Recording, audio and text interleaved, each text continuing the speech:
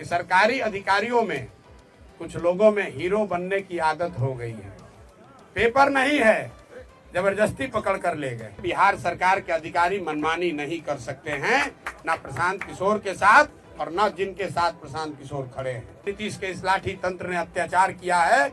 आप आइए, आगे आइए, इनको झुका कर रहेंगे। प्रशांत किशोर जेल से बाहर आने के बाद काफी एक्शन में दिख रहे हैं। जिस तरीके से प्रशांत किशोर अधिकारियों के ऊपर टारगेट कर रहे हैं कि आप हीरो बनने का प्रयास कर रहे हैं। बिहार में जिस तरीके से कल 6 जनवरी को सुबह 4 बजे भोर में ही उनको उठा लिया गया पुलिस के द्वारा, फिर 5 घंटे इधर उधर घुमाने के बाद उनको जो कोर्ट में फैसला आया कि उनको अनकंडीशनल बेल नहीं मिला, कंडीशनल बेल मिला। उसके बाद जेल जाने का उन्होंने ऐलान किए और फिर बाद में जब जेल गए तो उनको उसी 1 घंटा के बाद कॉल आया कि वो उनको अनकंडीशनल बेल दिया जा रहा है। उसके बाद तो प्रशांत किशोर बाहर आए और प्रेस कॉन्फ्रेंस करे, जिसमें अधिकारियों के ऊपर काफ़ी टारगेट कर रहे हैं। साथ में नीतीश कुमार को कह रहे हैं कि लाठी तंत्र सरकार है और नीतीश कुमार को जवाब देंगे। और जिस तरीके से वो कह रहे हैं कि आइए और मेरे साथ लड़कर इस सरकार की लाठी तंत्र का जवाब दीजिए। तो आप सुनिए प्रशांत किशोर क्या बोल रहे हैं। तमाम प्रयासों के बाद भी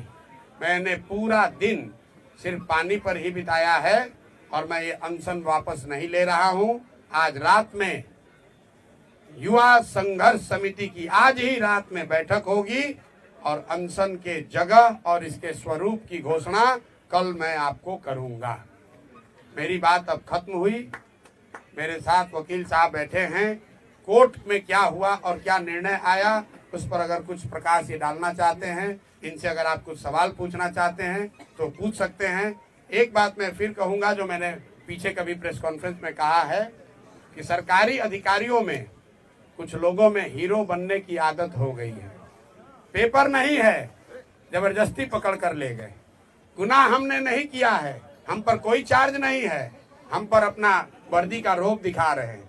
तो आज कोर्ट ने ये दिखाया कि रूल ऑफ लॉ लागू है, ये बनाना रिपब्लिक नहीं है। बिहार सरकार के अधिकारी मनमानी नहीं कर सकते हैं, ना प्रशांत किशोर के साथ और न जिनके साथ प्रशांत किशोर खड़े हैं। अगर आप मनमानी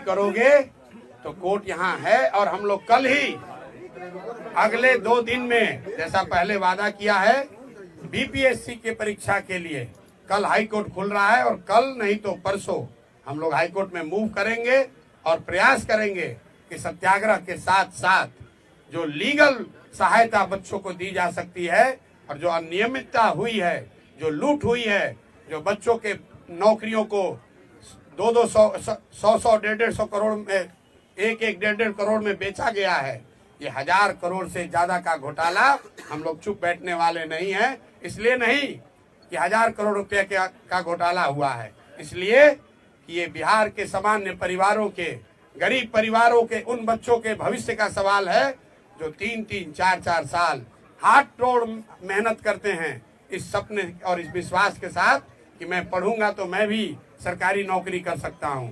और ये शिक्षा माफिया, भ्रष्ट बीपीएससी, नीतीश भाजपा की घटिया सरकार, ये लोग उन बच्चों के सपनों पर पानी फेरकर 30 लाख, 50 लाख, 1 करोड़ में नौकरियों का सौदा कर रहे हैं। तो इस पर अब हम लोग चुप रहने वाले नहीं हैं।